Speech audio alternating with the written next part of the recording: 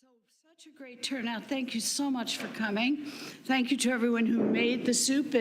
And I think Father Lewis has a new recipe. He took all the soup that was left and some cheese and some crackers, and it looked pretty good. So, but anyway, if you didn't get a program, you can squeeze next to somebody who does, because our opening prayer is in the program, if you open it up. On the front cover, I want to point out before we get started an excerpt from Pope Francis' homily in 2013 that talked about hope. And I found that it's still very relevant today. So take a look at that. And also on the back, there's places for you to put anything down that you want, some wisdom that falls out of Father Tony or Betsy's mouth tonight, and you want to not forget it, you could put that right down on the space there. I have some pencils and pens in the parish center, or you can borrow from somebody that's near you. So we will begin tonight with our prayer. So could we stand, please? In the name of the Father, and of the Son, and of the Holy Spirit. Amen. And the opening prayer is we'll recite it together. Heavenly Father, we gather tonight with hope, trusting in your love for us. We ask your blessing on our speakers. We ask the grace of openness to their message. May our faith in your Son, Jesus Christ, our brother, and the flame of charity enkindled in our hearts by the Holy Spirit, reawaken in us the blessing of hope. Amen. And stay standing. Doreen's going to start us off, and we'll do Amazing Grace. Let's see if we can be as vibrant as it sounded yesterday in Epiphany.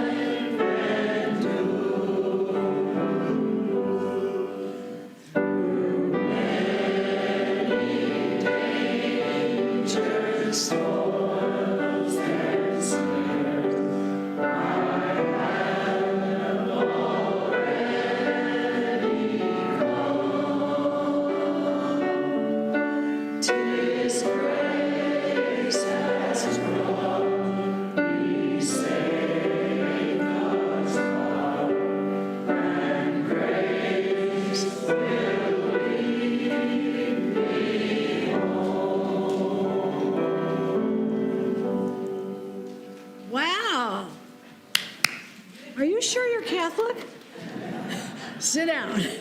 All right. It's my pleasure, my honor to welcome back here Father Anthony Mugavero, Father Tony. I just asked what I should say, and Betsy said, say he walks on water. He said, no, don't say that. But anyway, he's so glad to be back here, recognizing many faces, and we're so happy to have him. And with him, Betsy McKinnon, and both of them have been working with Project Rachel, and I'm going to let them tell you all about that and the stories that they've learned about hope through that experience. So, Father Tony and Betsy.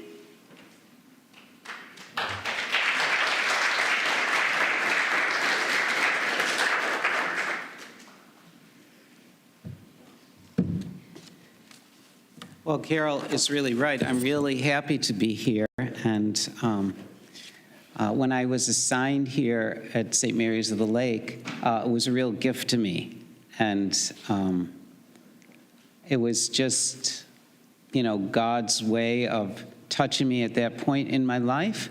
I was assigned to, at that time, what was a geographically very large parish, because it was 100 square miles, and most of our parishes were intact at that time. And so this would have been a large land area. But I found when I came that didn't matter where they were in that 100 square miles, they almost knew each other beautifully and had each other in their homes. And they were really a close Catholic Christian family. And that was a really healing gift for me. So I'm so happy to be here once again. So basically what I'm going to do is I'm going to sort of set the stage for this to explain how did we get here and why are we here. And then I'm going to turn it over to Betsy, who's going to explain much more specifically about Rachel's, Project Rachel, and then I'm going to kind of end it. In one of our faith formation sessions this year at Holy Apostles, where I am right now, we were talking about the angels and the archangels, and of course, St. Gabriel and St. Michael were spoken of. In speaking of St. Michael the Archangel and what he stands for, we focused on the meaning of his name. His name makes perfectly clear the meaning of Michael and what he stands for.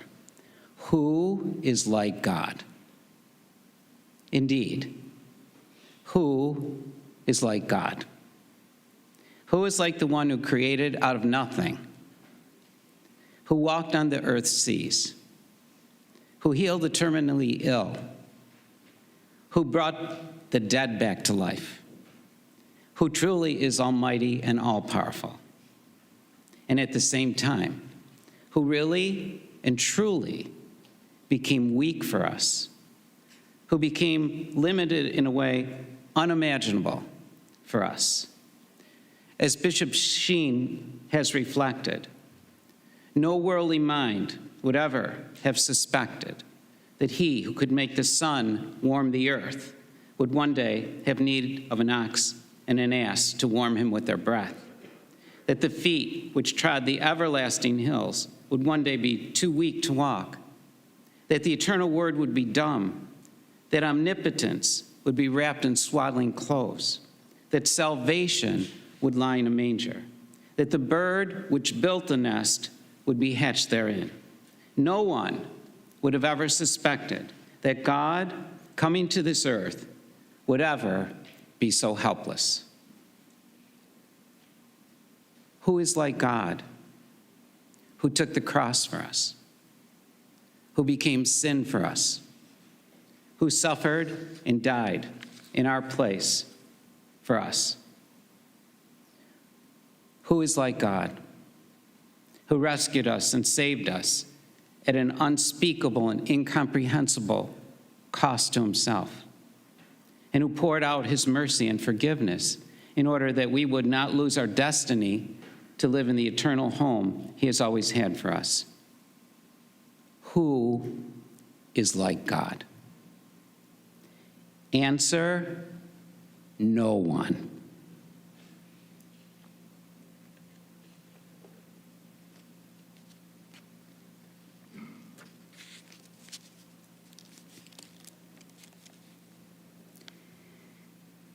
When Elizabeth heard of Mary's greeting, the infant leaped in her womb, and Elizabeth, filled with the Holy Spirit, cried out in a loud voice and said, "Most blessed are you among women, and blessed is the fruit of your womb.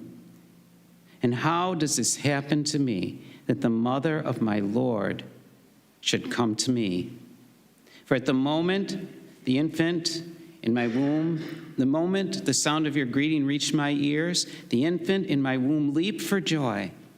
Blessed are you who believed that what was spoken to you by the Lord would be fulfilled." As implied in this reading, who is like God? John the Baptist leaping in the womb of Elizabeth, Elizabeth filled with the Holy Spirit, Mary rejoicing, praising, and prophesying. Why was John leaping? Elizabeth filling with the Holy Spirit, Mary prophesying, praising, and rejoicing. Because his presence could be felt. His presence could be felt nearly 9 months before his birth, when eventually his baby heart would be pumping 250 gallons of his blood each day. His presence could be felt 9, 8, 7 months before his senses of hearing, taste, vision, and touch were functioning up to their potential during the last trimester of Mary's pregnancy. His presence could be felt nearly 24 weeks before he would have been considered viable by today's standards of nearly 24 weeks. His presence could be felt several months before quickening. His presence could be felt 3 months before he would experience within the womb of Mary times of waking and sleeping and being able to exercise his limbs and turn his head. His presence could be felt 2 months before he would have been called a fetus or young one. His presence could be felt before he could have squinted or swallowed, or before his 40 muscle groups could have begun to operate. His presence could be felt weeks before his brain waves could have been detected and began to control his movements. His presence could be felt weeks before the foundations of his spinal cord and nervous system were being formed. His presence could be felt before his heart could be detected to beat. His presence could be felt. Why could his presence be felt? Because he truly and really had been there since his conception, before Mary's visit with Elizabeth, in her encounter with the archangel Gabriel in Nazareth only days before.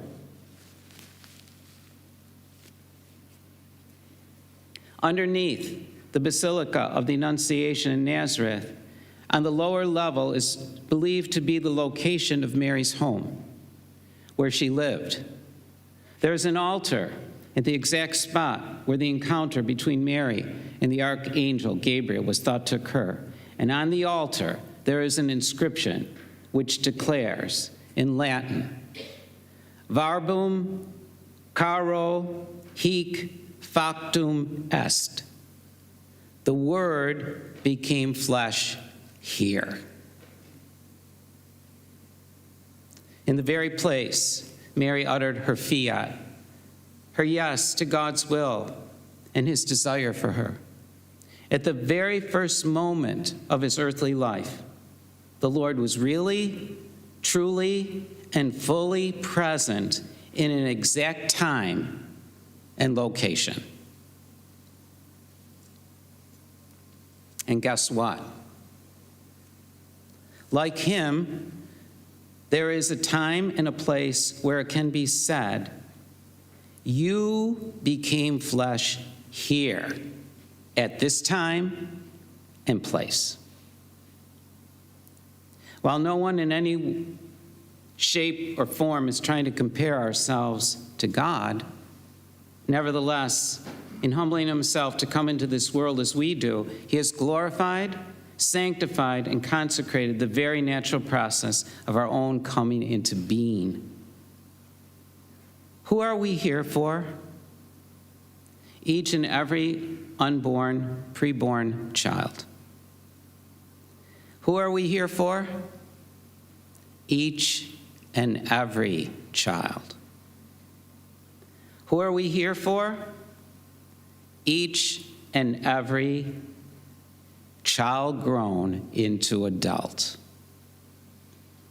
Who is like this unborn child, this young child, this old child? Who is like this creation of God, so uniquely made in his image? Answer: no one. There's no exception to this. Whether young or old, you are no exception to this. Not one unborn child is an exception to this. You are unique among God's creation, and you are also unique among all of God's children. God uniquely created each one of us with his or her being, the only person in the universe with his or her heartbeat, brainwave, fingerprint, toe print, tongue print, iris of the eye, DNA sequence. What I've just indicated is scientifically verified, proven, and known. Each individual, each unborn child is unique and irrepeatable. There will never be another one like them. There will never be another one like you. Couple all this with how differently the manner in which someone thinks and feels and decides, and add to this a difference in disposition and spirit, as well as the differences in their actions and relationships to their life and experiences, their uniqueness is off the charts. I remember reading once about the 34 themes that the Gallup-Clifton Strengths Finder uses to identify the personal strengths of character and abilities in people. I seem to recall that the possibility to have two people with the same sequence and intensity of these 34 characteristics was a number of a magnitude so large, of 10 to some power, that it made it virtually impossible for any two human beings to be the same now or in the future. Each one of us is unique and irrepeatable. Truly, you have formed me in my inmost being. You knit me in my mother's womb. I give you thanks that I am fearfully, wonderfully made. Wonderful are your works. My soul also you knew full well. Nor was my frame unknown to you when I was made in secret, when I was fashioned in the depths of the earth. How weighty are your designs, O God, how vast the sum of them. Psalm 139. And my dear brothers and sisters, even more amazing than you have been fearfully and wonderfully made, even more amazing than the fact that no one will ever have your heartbeat or brainwave or your toe or tongue or fingerprints or your irises or your DNA sequence or your personality, disposition, or character traits and abilities, even more amazing than the reality you are unique and irrepeatable is the fact and the truth that you are wanted, you are designed, desired, you are longed for, you are chosen, you belong. St. Paul emphatically declared, he chose us in him before the world began. The only reason you and I and each one exists is because God wanted you and me and each one to exist. As Father Mike Schmidt says, at one point in time, God determined, I do not want a universe without you in it. He has claimed you. You are mine. He lets you know, I have called you by name. Why? Because you are precious in my eyes, and I love you. Isaiah 43. As his unique, irrepeatable creation, who are made in his image, you are cherished beyond measure, you are held and constantly thought of with the highest regard and dignity. It's incomprehensible. It can't be weighed, it can't be measured. It's beyond measurement. Of course, not every spirit thinks so. Perhaps a better way to say this is, not every spirit wants this to be true and will do whatever it can to distort, twist, and deny the glorious realities of the incarnation and of our creation, as well as God's goodness and his amazing love for us. The Apostle John associates this with the spirit of the Antichrist. He says, "By this you know the Spirit of God. Every spirit that confesses that Jesus Christ has come in the flesh is from God. And every spirit that does not confess Jesus is not from God. This is the spirit of the Antichrist, which you heard was coming, but in fact is already in the world." In the beginning of his gospel, John told us, the Word became flesh and dwelt among us. But the spirit of the Antichrist denies that. It denies the incarnation. It denies the fact and the reality. Verbum caro hic factum est. The Word became flesh here. And in a similar way, it denies that you or me or anyone else at a certain specific time became flesh here.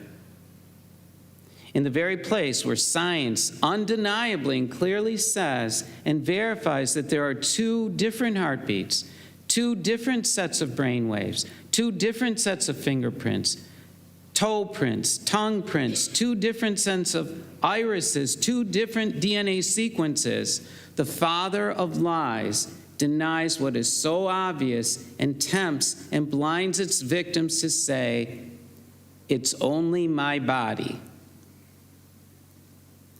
The spirit of the Antichrist, the devil, Satan, despises and hates every child in the womb because each one is a constant reminder of how the one whom no one else is like came into the world defenseless, helpless, in complete humility, shaming the devil's pride.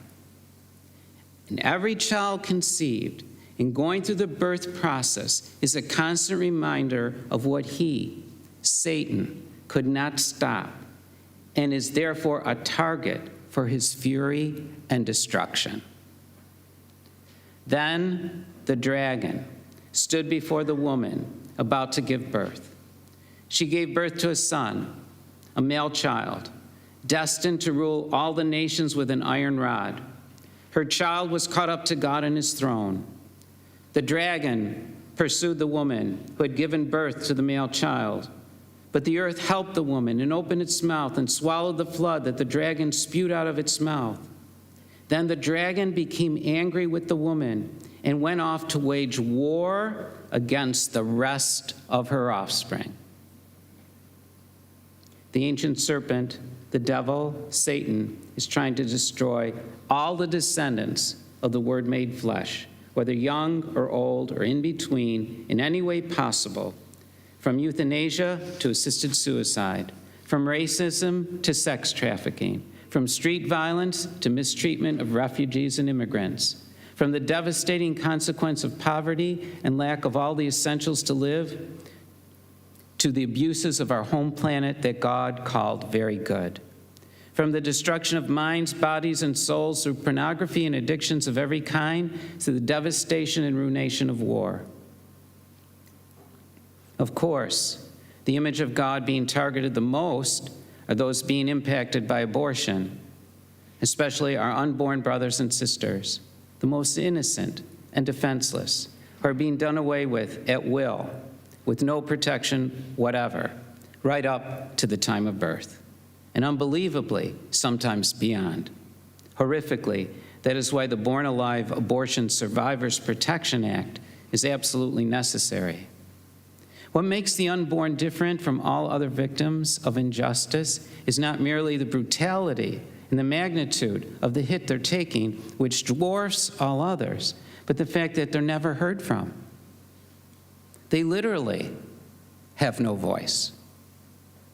And because of that, they continue in silence to be marginalized, ignored, brutally destroyed, and discarded.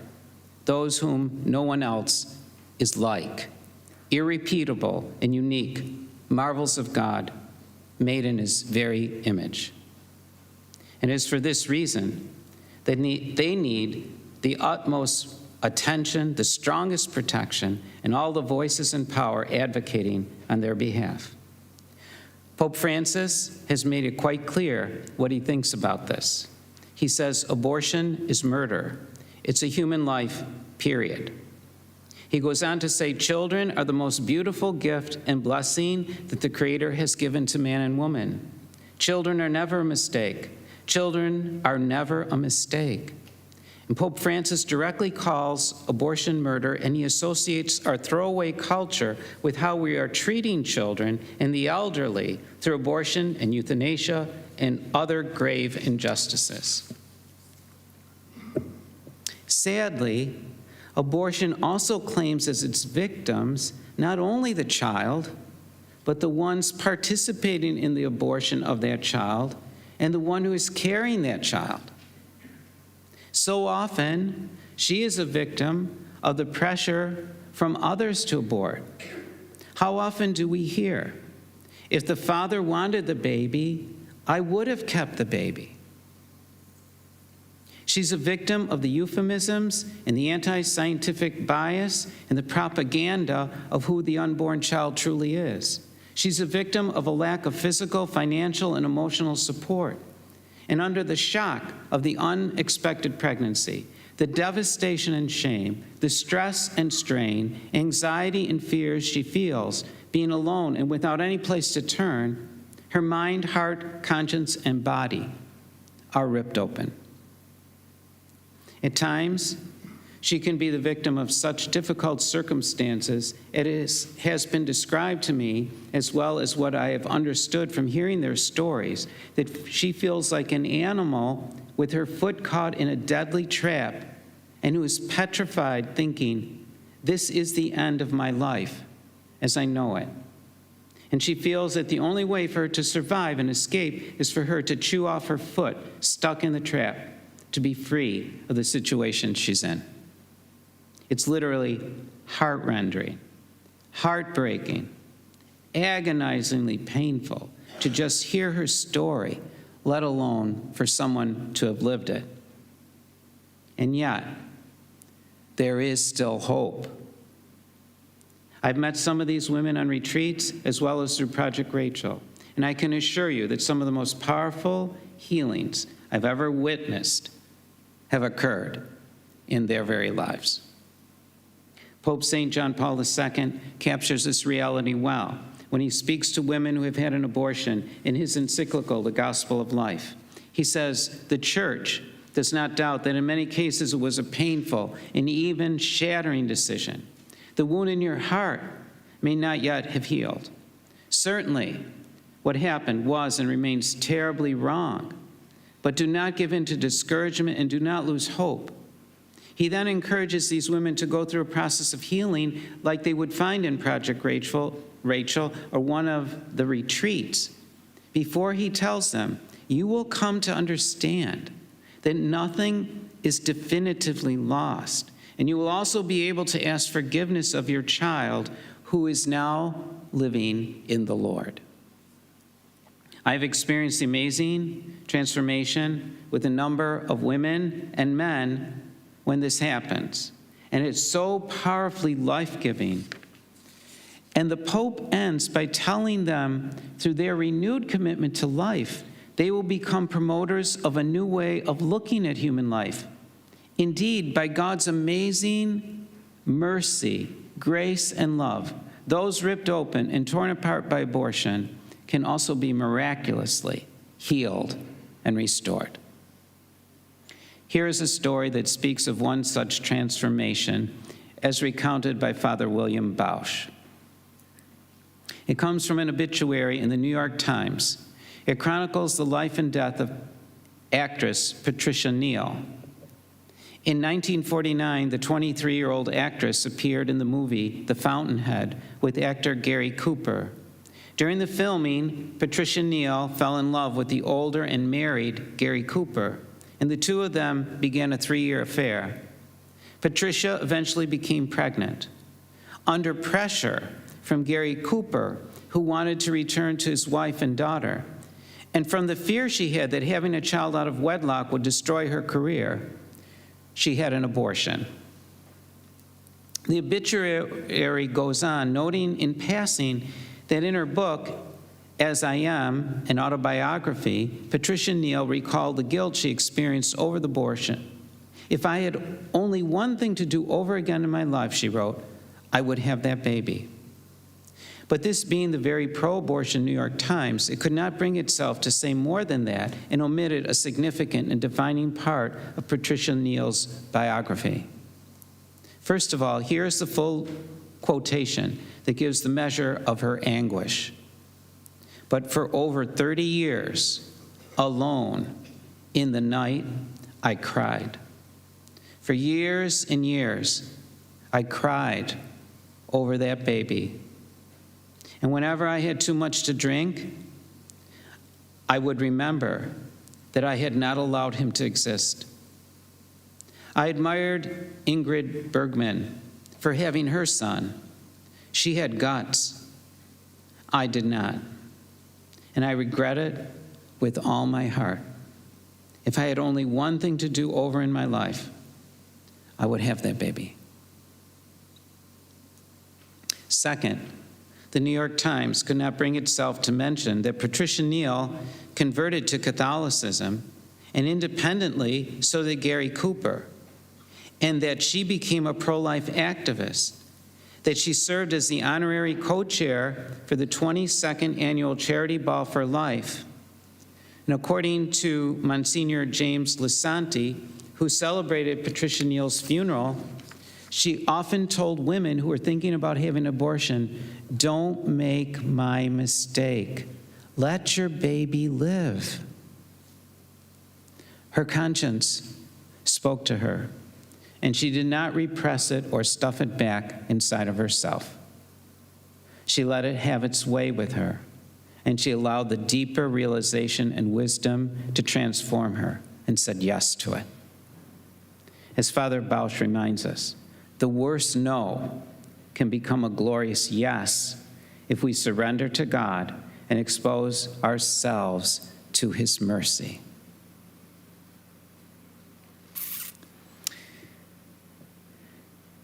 If you know of anyone in need of this healing, I truly encourage you, connect them with Project Rachel through the Diocese of Rochester, and allow these dear daughters and men of God to mend, to heal, and to become blessed once again. So I'm going to turn it over to Betsy now, who's going to take us a little bit more thoroughly through Project Rachel.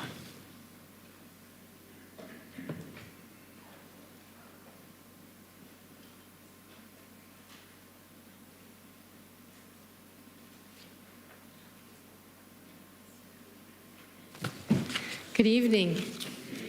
It's been a while since I've been here, and someone reminded me of what they took from me for, I think, 2 retreats, and that was eat ice cream. Okay, so please eat some ice cream tonight as well. But before I begin, I'd like you to look at someone nearby, and I'd like you to say this to them in a big voice. I'm so glad God created you. You are beautiful.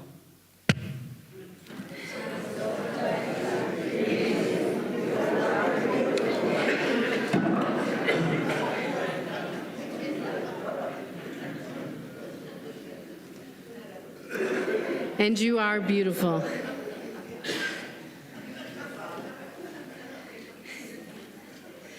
You are beautiful, and God did create you.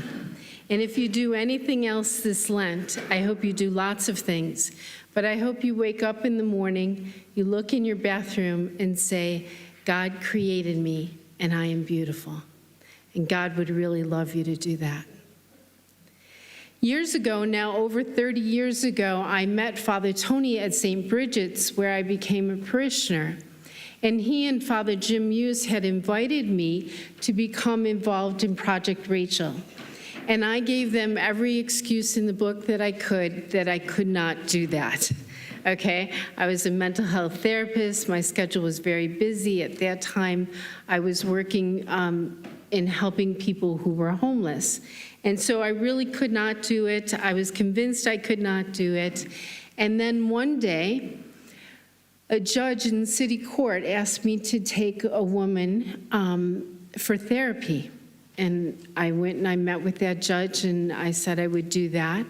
And this woman had been severely abused. She was in a marriage, there were children, and one night her husband, who was very addicted to drugs and had beaten her before, many times. But this night, he said, we're gonna go out. We're gonna have a good time. She thought that he had, in a sense, turned a new leaf. So they did. She got all dressed up, he got all dressed up. They were on their way, and he said, I just have to stop here. And he went into this building, and he was there for a little while, and she knew as soon as she saw him coming out, the leaf turned again. And she got herself to the driver's seat of the van and was just about ready to take off. Only the vans at that time had a step where you could step up to get into the van. He stepped up in the van, pushed her, took over the van driving, and took her home.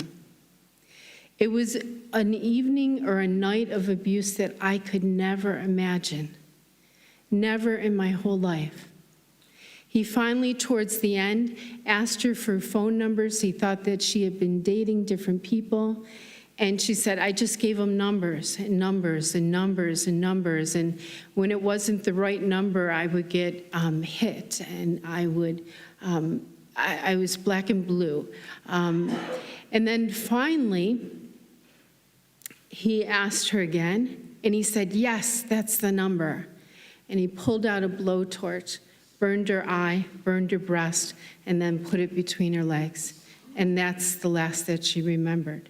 He had already put an axe to her and then put her in a freezing cold tub. She did not wake up for months. She was in the hospital. She didn't even have to press charges. The state did that. So now she comes to me, and I begin to listen to her story. And I listened to it several times, and I'm thinking, we're not getting anywhere. And it was God who one day said to me, ask her a different question. And it just came naturally. And I said to her, who has hurt you before your husband ever did? And the tears came, and they came, and they came. It was 4:30 that day. I don't think I left the office until 6, maybe even 7. She just could not stop crying. She ended up as a ball in my office, almost inconsolable. And I knew whatever it was, that she had to feel all that and get through it. So at the end, I said, are you ready to tell me who hurt you? And she said, when I was 14, I was in school, and a gym teacher raped me, and I became pregnant. And when I found out and I went home to tell my mother, she took me for an abortion. And so I just thought that God has been punishing me for all these years, and I deserved every single bit of it. Immediately that night, I called Father Tony and I said, I'm ready, okay? But more importantly, slowly, we were able to take her through the steps of Project Rachel. And she's now living with her children in Florida, has grandchildren, and she's doing extremely well. And that's a miracle. So I'd like to tell you a little bit about Project Rachel, and I'm also going to tell you a little bit about Rachel's Vineyard, which is the retreat that kind of is a lot like Project Rachel with a little bit of difference. So a woman calls up, or a man, and she tells us, or he tells us, I'm going to use she tonight, but there are men who suffer from abortion too, okay? And they come and they say, or on the phone they say, I'm in need. And so that phone call gets filtered through, and a person is selected, most of the time myself, and we begin to talk. So the person comes into my office or to the church that I'm at or where somebody is at. We make sure the setting is right. We want somebody to know that they're truly loved, truly welcomed, and we're so happy that they're there. So the first step is to make sure, we need to make sure, the counselors, that the setting is ready for her. And she comes, and then we get to know each other for a little bit. Sometimes maybe that's all we do. Maybe, maybe not. But most often, in time, we can ask her, tell me your story. Tell me your story. And my friends, you have to understand that an abortion is not an event. There's the story before, there's the abortion, and there's the story after. It's all of that. It's all of that. It's not a single moment in time. So usually a woman begins to tell us her story. And maybe that takes the full hour, hour and a half. Maybe she has to come back twice. Maybe she has to come back 3 times. One time I had a woman who came to me 5 times. And every time she came, she said, I'm not ready. I'm not ready. I don't know what to say. And I could see her physically shaking. And so 5 times I would say, let's talk about favorites. Okay, what's your favorite music? What's your favorite color? What's your favorite ice cream? What's your favorite whatever? Okay, and we would do that and do that 5 times, 5 sessions. Okay, finally, the 6th time she said, I'm ready. I'm ready. Okay, so the person is welcome, truly welcome, to tell us their story. And what's fascinating is, even as they've told us their story and they go home, because the door has been opened, they remember even more. So the second step when they come and tell us whatever they remember, whatever needs to be clarified. Some people want to tell their story again. And then we listen and we're very attentive.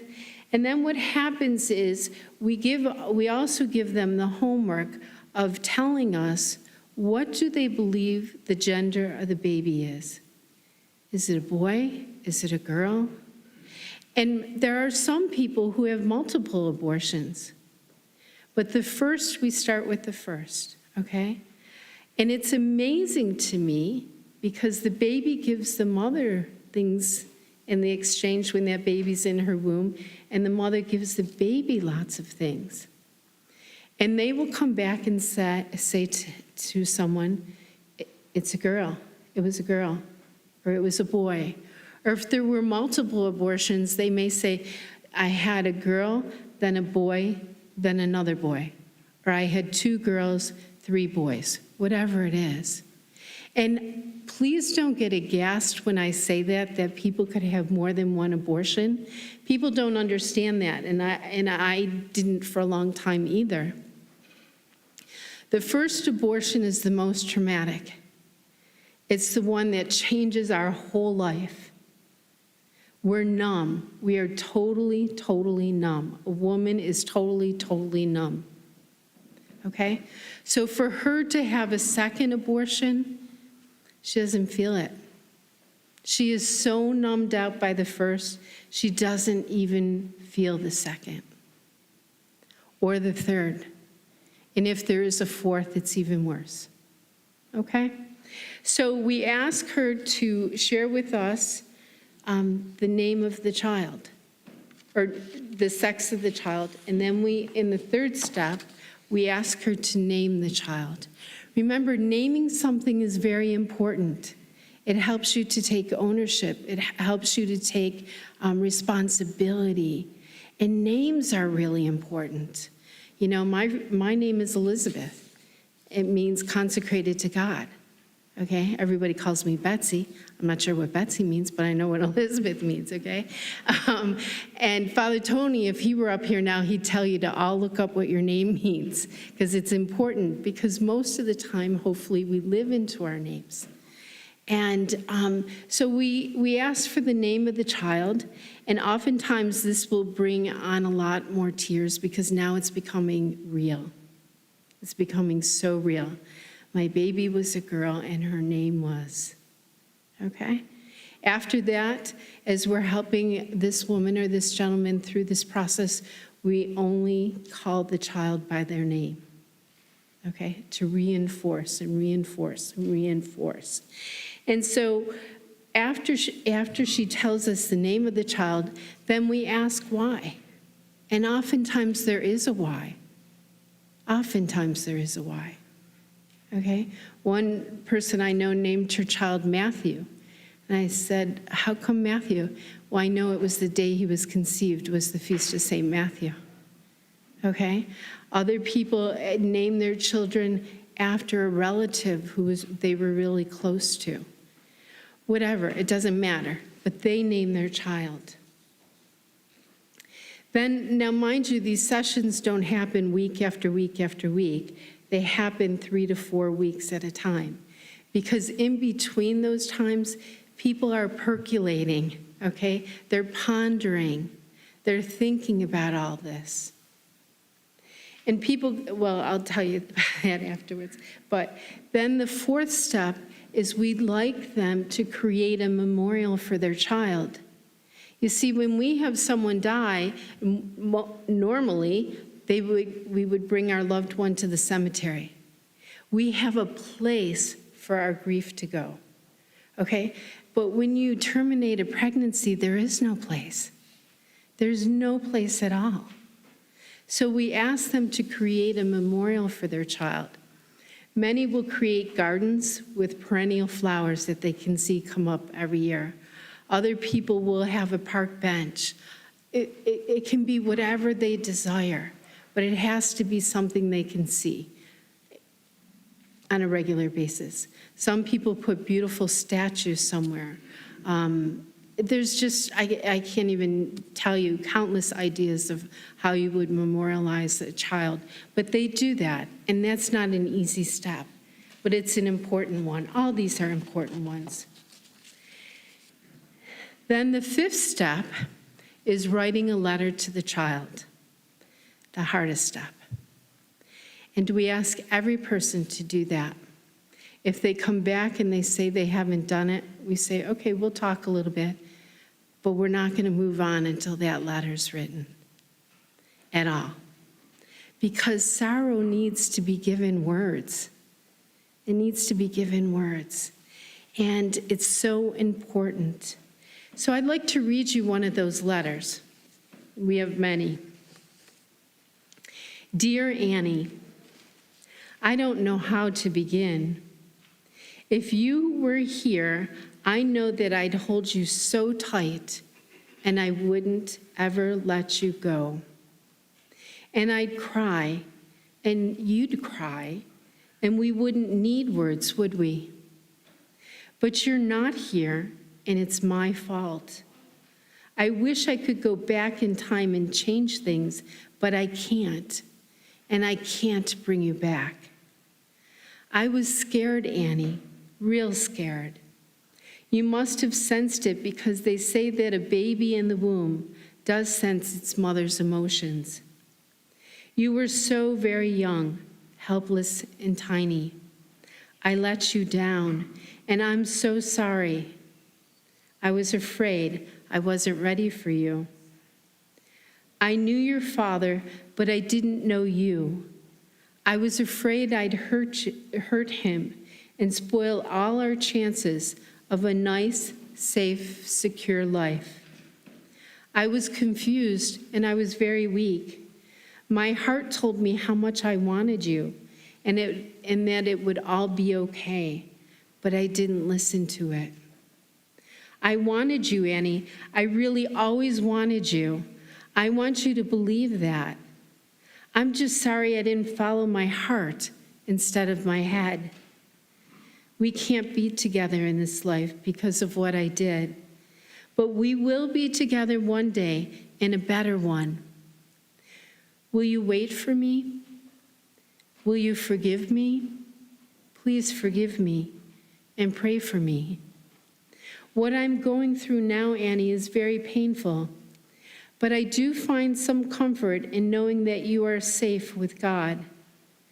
There are very special people there with you, 3 of your grandparents. Ask them to pray for me, Annie, and for your father, too. Help us to forgive each other and ourselves. Help us to have faith. Forgive me. Forgive my fear and my ignorance. Forgive my lack of faith and trust in God. When I go to visit Grandma's grave from now on, I'm going to put flowers there for you too.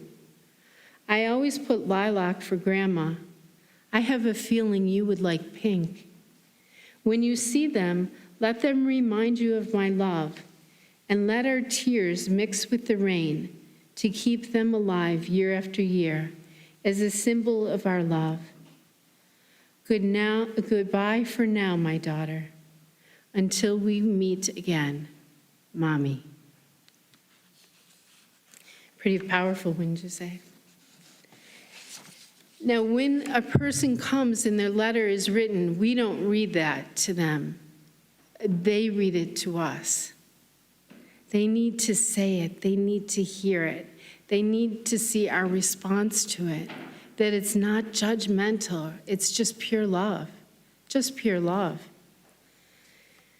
From there, we move on to the 6th step, which is called inner healing and the healing of memories. For this step, I use the script. I ask the woman to close her eyes, to breathe in the love of God and let go of any fears or doubts or anxieties. Breathe in the peace of God. And then I help her go through an imaginary exercise where she's walking in this beautiful day as she's walking. And all of a sudden, she's taking a certain path that's leading her in a place where there's a great big open field. And she sees people playing, and she slowly makes her way to them. And what she doesn't realize until she sees him, it's Jesus. And there's a child, or maybe 2, or maybe 3 children. And all of a sudden, Jesus says, "Would you like to meet your children? They're here with me." And so they do, and so she does. She meets her children, and then I be quiet, and I let her spend time with her child, or with her children. And Jesus is sitting and watching them too. And that may go on for 10, 15, 30 minutes. You can look at a person's face and say, okay, they're ready, okay? And then we end that meditation with them parting, saying that they're going to see each other again, another embrace, and then she leaves. It's a powerful, powerful session, the actual meeting of your child. Other people do it other ways. Father Jim Hughes takes people and asks them, where do they feel that God was present in all of this? And they'll tell him the answer to that question. And that's what he does. I like the guided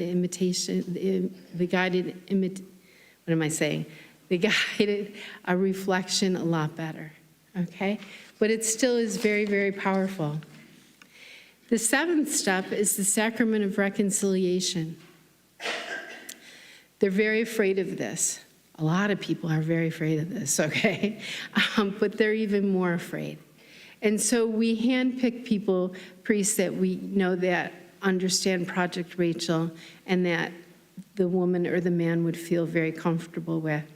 And so we arrange that to happen. She does not have to do that. I will do that. And oftentimes I will actually go with her, and then she has her time, and I'm just praying for her and for that priest. But it's really important that that sacrament take place. And it's very powerful too. And I've had a few people say, well, I told you everything, isn't that enough? No, it isn't, okay? So that's what happens, and you can see, and this is very true on Rachel's Vineyard, which is the retreat, that when the person goes, they look wearied. They look stressed, they look wearied.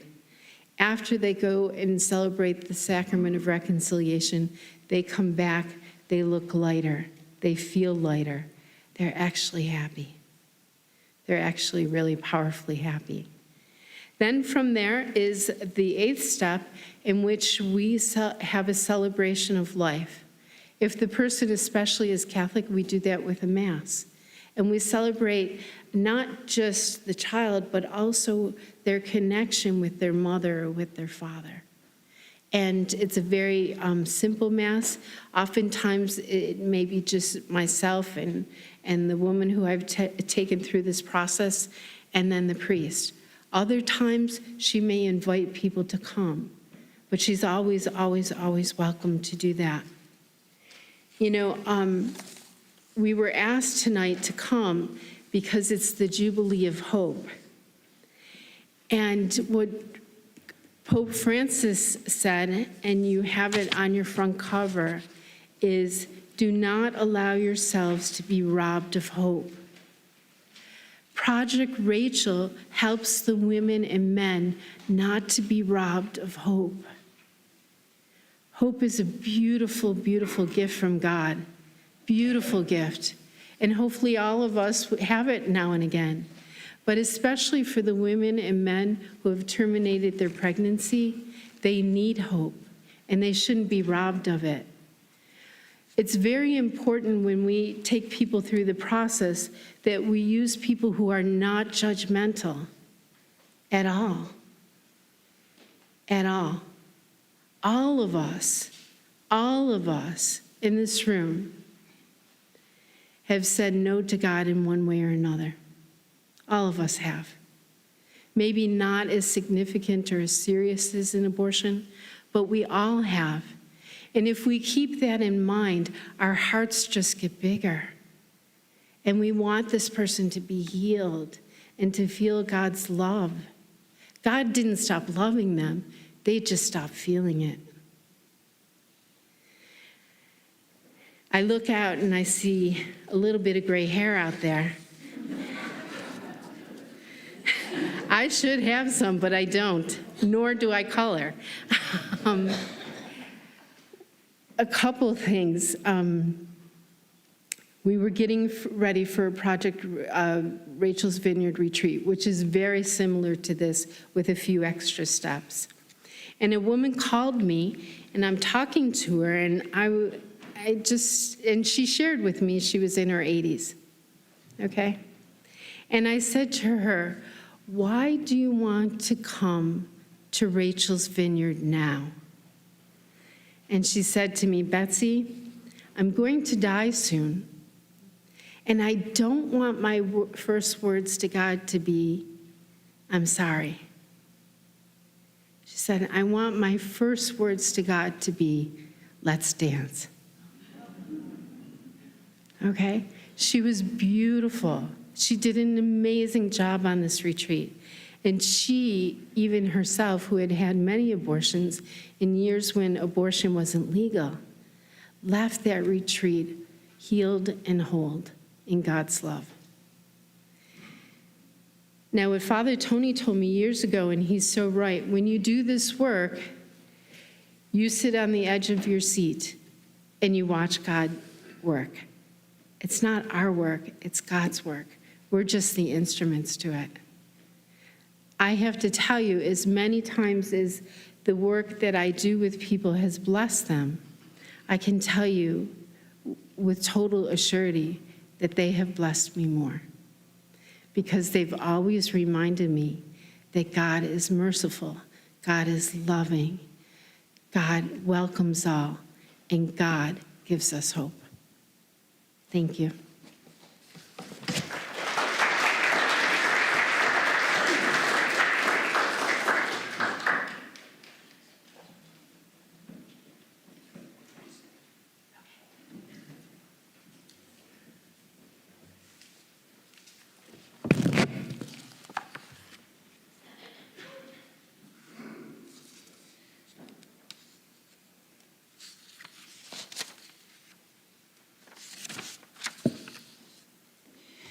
We are continually being reminded by John's gospel.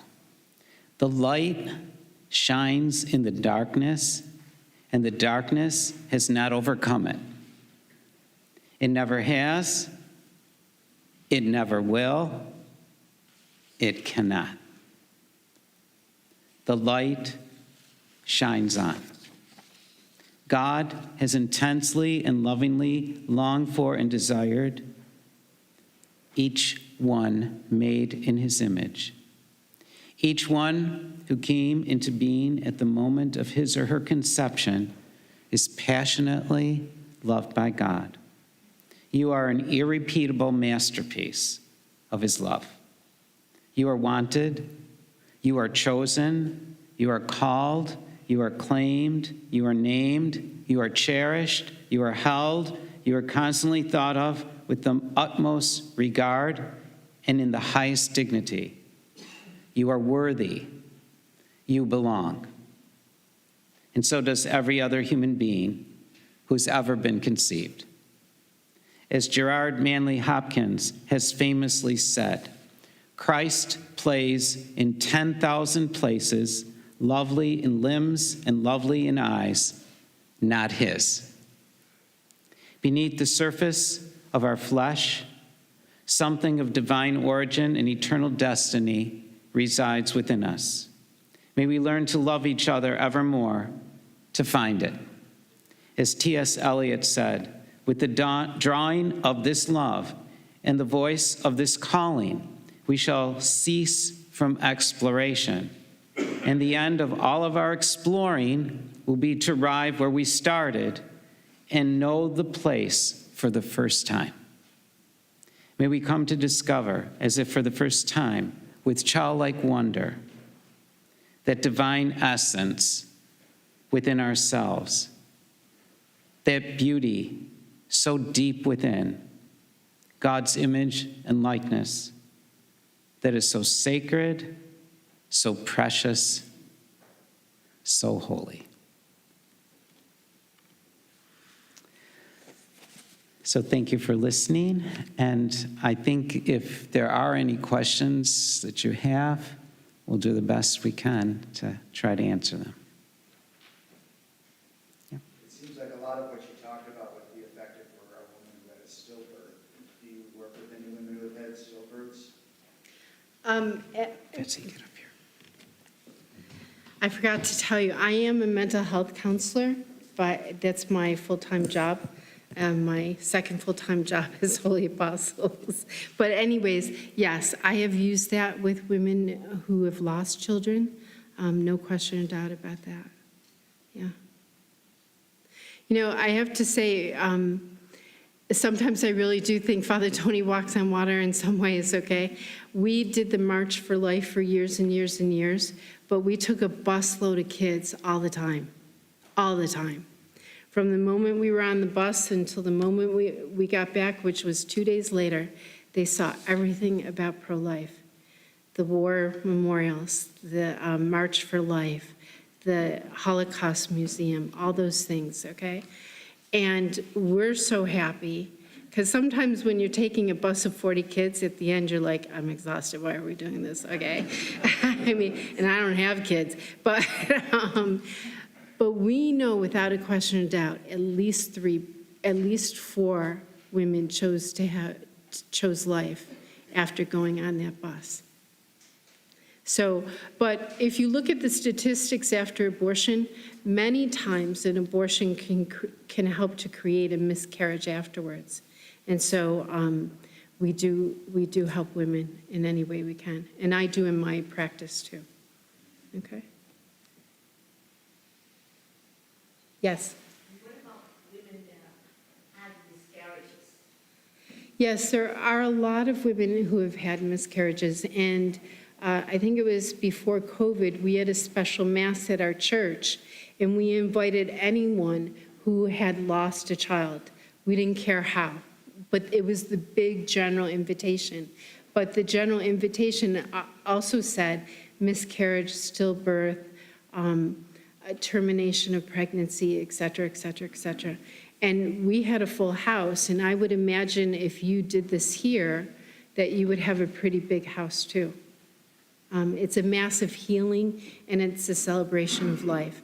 And then we had a big box where they could come and light a candle off the Paschal candle and put it in this box that had sand in it. And it was amazing. At least 100, maybe even more candles were lit. Yes, and some of the steps would apply to that, you know.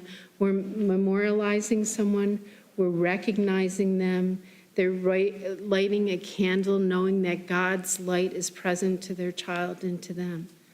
So it was a beautiful, beautiful Mass. So I would encourage you. Now, a lot of people, you know, when they come to Project Rachel, they will tell us maybe they've read this little blip in the bulletin, the same spot every single week for 3 years, maybe 7 years, and then they finally come. It's their timing. They know when they're ready. They know when they're ready. And we need to respond to that quickly. So, yes. I have a comment and then a question. A few years back, Kathy and I had traveled down to Florida, and we were driving, and we went by a cemetery with 6 to 8 inch tall crosses. It was a sea of crosses for the unborn babies that had been aborted. And the visual made us cry. Of course, of course. How many are you dealing with? How many have you dealt with people that have come to you for Project Rachel? Just you? Like in a year or overall? Right now, our numbers are very low, okay? And that's sad to me because abortion is happening more and more and more. But our culture has changed. Our culture has changed. So our culture is, I don't want this, I get rid of it. I don't want this, I get rid of it. Most women do not come within the first 10 years after their abortion. It comes later. But we are looking, Father and I are looking at how are we advertising Project Rachel, okay? People don't like phone calls anymore. They want to text, text, text, text, text. Okay, my thumbs don't move that fast, but theirs do, okay? So we're trying right now to revamp and relook at how we're getting the message out there so that it's much more attractive to younger people. And it's not going to be by a phone call anymore. It's going to be by texting. So we have a little work to do, you know? And we don't also want to focus on, what was the word? Guilt? Those types of things, the other cultures. Yes, how we were advertising, maybe you feel guilty, maybe you da-da-da. No, now we're saying maybe you were afraid, okay? And they were both, but afraid is easier to swallow. And you know, and I know, our churches are not as full as they used to be either. So, you know, it's hard. It's hard, but we're not going to give up because we have hope.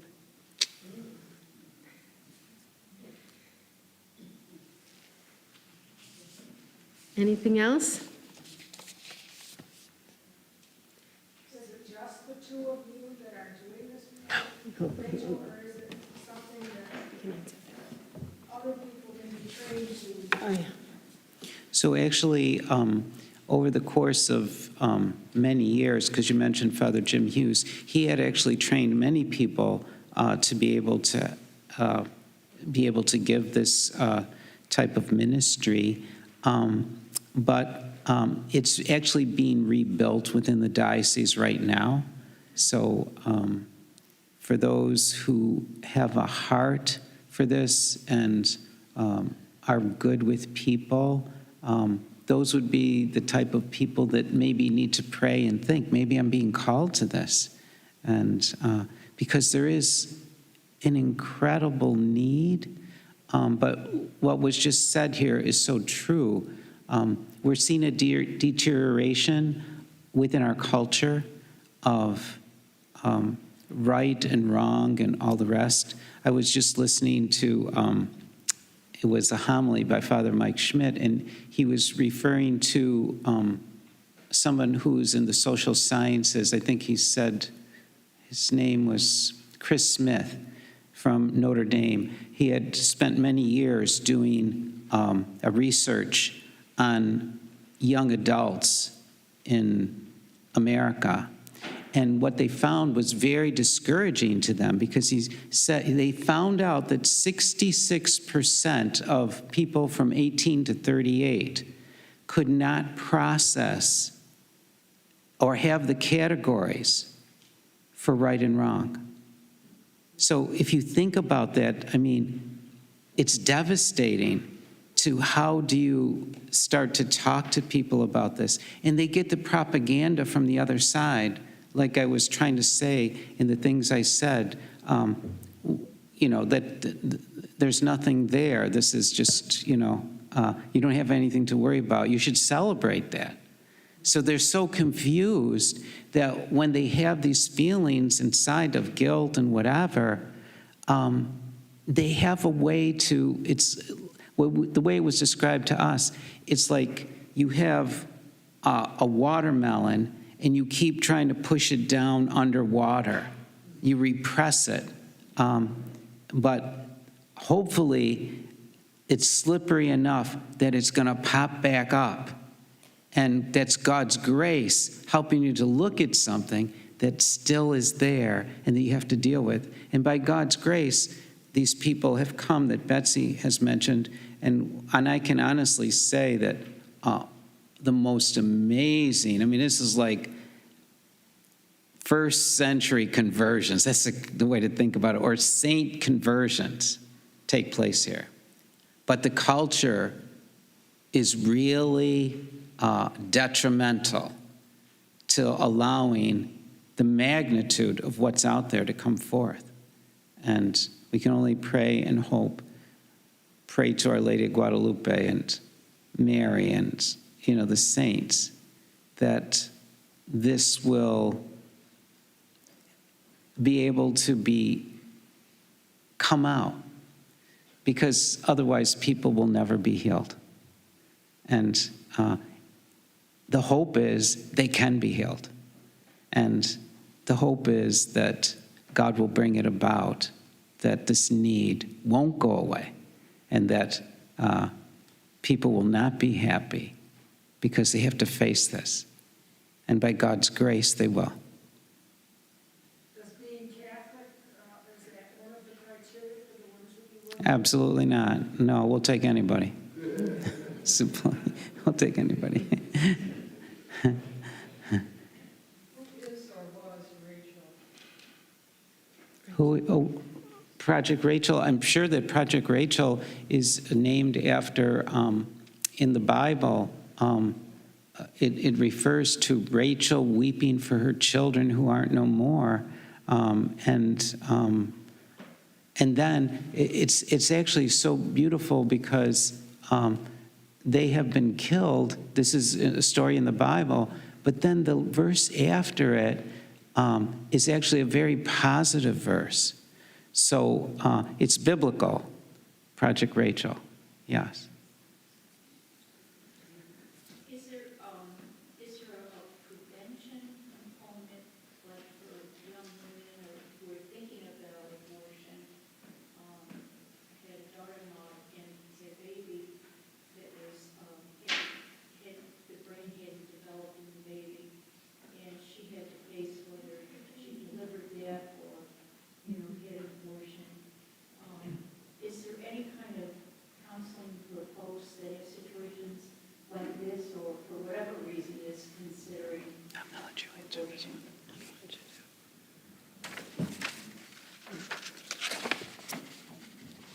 Yes, there is. Anyone, obviously, who's facing such a crisis like that needs to be seen by somebody soon. Oftentimes, they are referred to someone right within the hospital system or the doctor system, but they can also seek somebody outside of that as well. That's such a painful situation, but yes, they can. And if the other thing, if you do anything tonight or during Lent too, pray for your grandchildren, your nieces and nephews, okay? Because you just don't know. You don't know. And I know for me, my grandmother was one of the most important people in my life. And I would imagine for your grandchildren, you're the most important people in their life too. So please tell them they're worthy. Tell them they're beautiful. Tell them that you're always here for them. You're proud of them. You believe in them. That you and them have one enemy, and it's the parents. So just tell them, make sure they know that, okay? Because that's the truth. But really, and I'm not just talking girls, I'm talking boys too, okay? I'm talking all of them. Sometimes their parents may be wonderful, but all of us probably growing up, we needed somebody else too. And you may be that somebody else. I was so proud of the young women that we knew who had said no. And one girl went home and said to her mother, I'm pregnant. She said, well, why not have an abortion? And she said, I went to the March for Life twice. How could I go against what I saw and what I believe? Okay? So, and you don't have to say God would, God's not going to like it. Okay, don't do that. Just tell them how much you love them, how much they can come to you, how worthy they are, et cetera, et cetera. And if you haven't done that, they're going to say to you the first time, what's wrong? You're getting weird. Okay? So that's just an invitation to be weirder. Okay? But I don't have children, but I have 25 nieces and nephews, okay? I am praying for all of them that they always choose life, their own life, and how they're treated and respected and feel that they're worthy, but that they make the right choices at the right time. So. Thank you so much. Yes, thank you. I'll talk to you later.